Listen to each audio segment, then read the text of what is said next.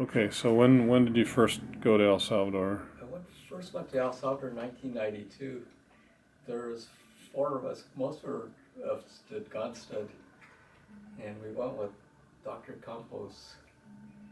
And I found out about it by Dr. Mauricio Sandino. He was a good friend of mine, and he told me about it. So the second I heard about it, I said, sign me up, I'm going. So I started going. It was pretty tense at first, but we did really well. I enjoyed going down there. And then after we've been going there for a few years, then people in Guatemala heard about the group, so we started going there too. So we started going to Quetzaltenango after that, and kind of snowballed from there. So I continued to work for GCSS as much as I could. So you took other doctors down there with you, right, to El Salvador and Guatemala? Actually, the first time I went along with the group, it wasn't me setting it up. Right. So Mauricio Sandino was the one who told me about it, and I went. When I heard about it, I started going then. And I've gone there ever since until a few years ago.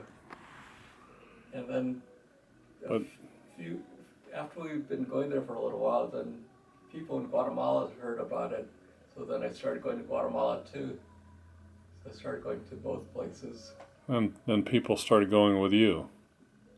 Yes. Because you kind of were leading most of those groups. I was the first one who went to Guatemala.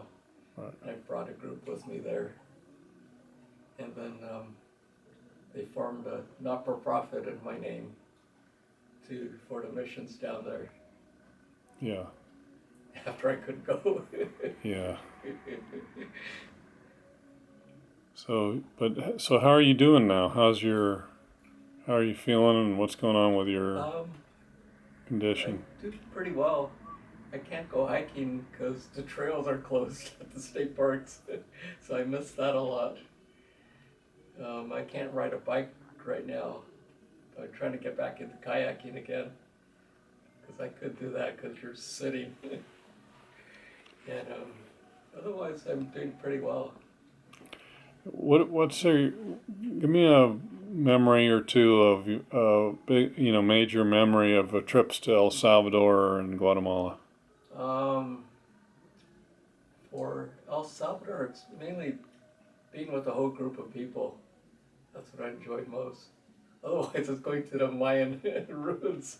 There's one called Olla de Serena in El Salvador, which is a unique site because it's a village rather than pyramids or something like that.